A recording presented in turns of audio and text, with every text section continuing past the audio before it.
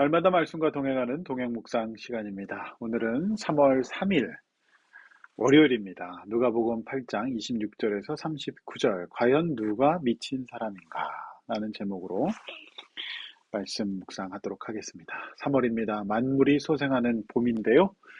3월 첫째 주일을 보내시고 삶의 현장에서 다시 일주일을 시작하시는 성도님들의 삶에 하나님의 은혜가 충만하시기를 기도합니다. 오늘 본문은 거라사 광인의 치유에 대한 말씀입니다. 말씀을 묵상하시기 전에 하나님의 영이 내게 임하셔서 말씀을 깨달는 영적인 영안을 열어달라고 기도하시고 묵상하시기를 바랍니다. 이제 본문 보겠습니다. 26절 예수님과 이 제자들이 갈릴리 맞은편 거라사인의 땅에 이르게 됩니다. 이곳에는 그 도시 사람으로서 귀신 들린 자가 있었습니다. 굉장히 유명한 사람이었습니다. 이 사람은 아무도 제어할 수 없는 공포의 대상이었습니다.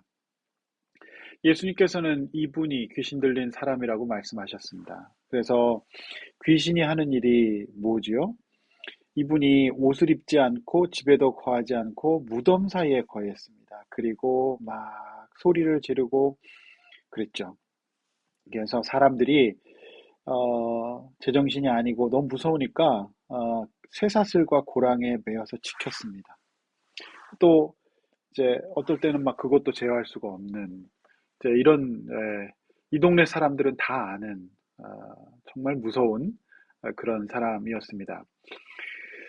자, 이분의 안에 있었던 귀신이 어떤 일을 했습니까? 사단이 자기를 파괴시켰어요. 옷도 입지 않고 자신의 몸을 상하게 했습니다. 성경은 이런 귀신 들림을 인정합니다. 그러나 잘 분별하셔야 됩니다. 모든 사람을 귀신 들렸다고 이제 보실 수도 있거든요.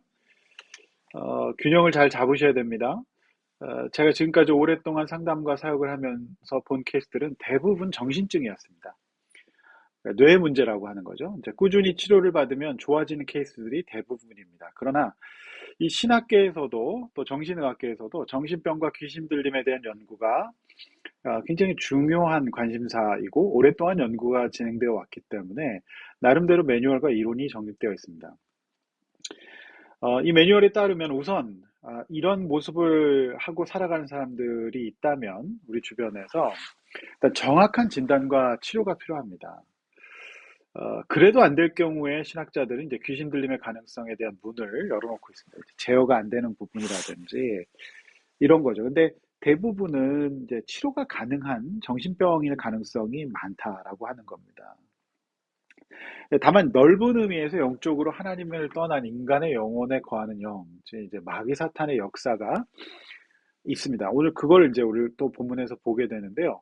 오늘 본문에 거라사 광인 같지 않더라도 자기를 돌보지 못하고요. 자신이 있어야 될 곳에 온전히 있지 못하고 어둡고 음침한 무덤과 같은 죄의 장소에 거하는 사람들 분명히 있지 않습니까? 미치지 않았을 뿐이지만 하나님의 자녀가 아닌 불신자들에게 일반적으로 찾아볼 수 있는 증상 아닙니까?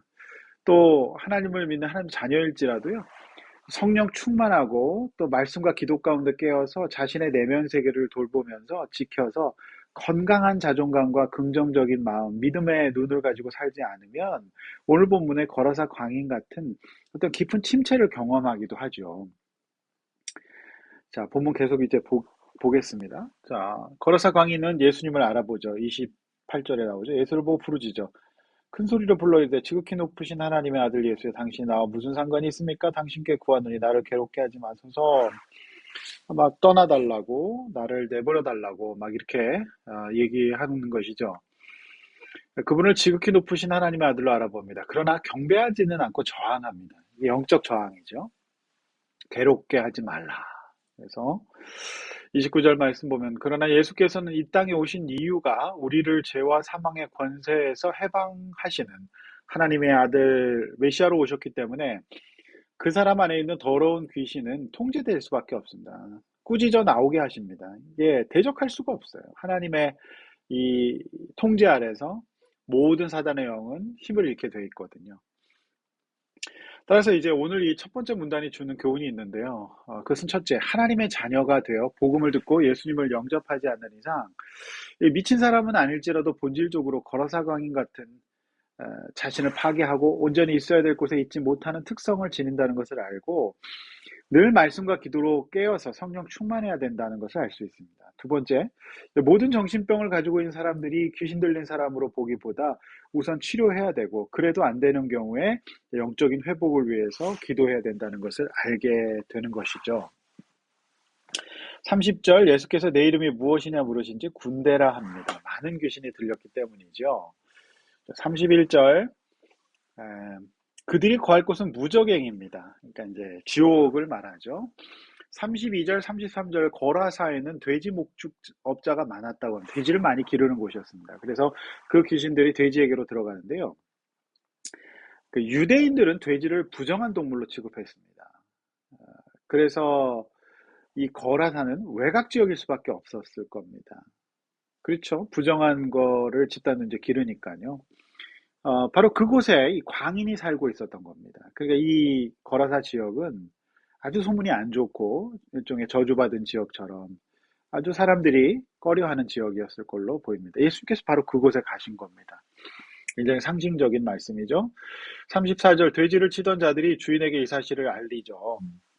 그 이루어진 일을 보고 도망하여 성내와 마을에 알립니다. 그래서 사람들이 이루어진 일을 보고 옵니다. 그런데 더 놀란 게 있었어요. 귀신들 나간 사람이 옷을 입고 정신이 온전하여 예수의 발치에 앉아 있는 것을 보고 이제 두려워합니다. 네. 이게 더 놀라운 겁니다. 왜냐하면 이 거라사 광인은 모든 거라사 사람들이 알고 있는 정말 무서운 존재였고 회복이 불가능한 그런 사람이었다고 알고 있기 때문이죠. 네. 그가 마치 어린아이같이 온전한 모습으로 옷을 입고 사람이 되어서 예수님 발치에 앉아있는 거 정말 충격적인 모습이었을 겁니다. 자, 이런 모습을 보고 그 거라사 사람들은 예수님이 어떤 분이신지 깨닫고 구원받을 수 있는 절호의 찬스였습니다. 그러나 그들의 반응이 나옵니다. 그를 이제 어떻게 구원받으니 본자들이 말하죠. 거라사인 근방 모든 백성이 크게 돌아 예수께 떠나가기를 구하더라. 이제 예수님께서는 이제 돌아가시게 됩니다. 음, 왜 그랬을까요? 자, 이들이 왜 예수를 떠나기를 부탁했을까요?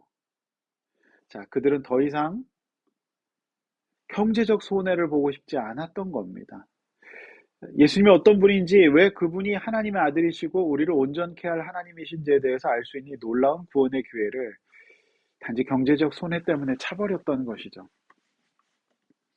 그들이 돼지를 기르면서 지내도 행복하지 않았을 겁니다. 가끔 영화에서 이렇게 보면은 뭐 이런 이제 오늘 본문에 나오는 이제 그 소위 그 이렇게 이런 그 귀신 내쫓는 영화들 가끔 나오죠. 그래서 이제 순진한 학생들은 저에게 목사님 저에게 귀신 있냐고 물어봅니다. 있지요. 그러나 저는 정말 무서운 사단 귀신은 오늘 본문의 광인처럼 모습을 이런 사람을 한 모습의 이런 광인은 아, 굉장히 수준이 낮은 거죠, 어떻게 보면. 이 거라사 광인이 귀신 들린 사람이라는 거 약하고 무섭고 가까이 하지 마라. 누구나 다 압니다. 어떤 믿음도 없고 성경 모르는 사람도 그 다 귀신인 줄 알아요. 그러므로 이 귀신 사단이 이렇게 어리석지 않습니다. 단순하지 않습니다. 진짜 무서운 사단은 누구일까요? 여러분, 이 누가복음 잘 보시면 굉장히 인상적인데요. 거라사 광인이 예수님 만나서 떠나달라고 했죠. 자, 그런데 오늘 이 거라사에 살고 있었던 백성은 귀신 들린 사람 아니었잖아요. 그런데 예수께 떠나가기를 구했더라. 네, 이게 굉장히 중요한 말씀입니다. 거라사 사람들도 미치지 않았지만 누구와 똑같은 말을 합니까? 거라사 과인과 똑같은 말을 해요. 귀신 들렸다고 아무도 생각하지 않았던 거라사 사람들, 또 부자 돼지 농장 주인, 또 이를 통해서 먹고 살았던 모든 이제 사람들이 어쩌면 예수님을 배척하고 내쫓고 떠나가라고 했던 귀신 들린 사람일 수도 있다라고 하는 거를 오늘 본문이 말해주고 있는 겁니다. 그렇습니다. 귀신의 본질, 사단의 본질은요, 오늘 본문에 나오는 이런 사람, 이런 무서운 사람들은 다 알아봅니다. 그런데 사단의 본질은 아주 그 교묘하게 사람들의 마음을 딱 잡고 있고요. 그렇게 살아야 된다고 보고요. 예수님을 안 믿고 저항하게 하는 세력입니다. 세련된 방식으로 유혹을 하면서 쾌락적으로 다가오는 거죠. 누가는 오늘 본문을 통해서 묻습니다. 과연 누가 귀신 들린 사람인가? 자, 온전케 된 이 청년인가? 아니면 예수님보다 돈을 믿고 현실을 믿고 현상을 믿고 그냥 변하기 싫어하고 돈을 쫓으면서 그것이 우상이 되어서 예수님 떠나가시기를 구하는 사람이 귀신 들린 사람인가를 묻고 있는 겁니다. 마지막 37절, 39절 온전케 된 거라사 광인은 예수님을 따르기를 원했죠. 그러나 예수님은 그를 제자 삼기보다는 그 지역의 수많은 사람에게 예수님을 전하는 사람으로 보내십니다. 유대인들이 저주하는 돼지를 기르며 하기 싫은 일이었겠지만 그래도 돈이 우상이 되어서 먹고 살아야 된다면서 그렇게 하나님 모르며 살아갔던 그들의 구원을 위해서 다른 사람의 말은 못 믿어도 이 광인의 말은 믿을 거라사 사람들에게 구원의 도구로 사용하기를 원하셨던 거죠. 그래서 집으로 돌아가 하나님이 내게 어떻게 큰 일을 행하셨는지를 말하라. 그래서 그가 그것을 온 성에 전파하게 됩니다. 우리는 예수 믿고 이전과 달리 나를 사랑하는 법을 배웠어요. 온전하게 은혜의 옷을 입었어요.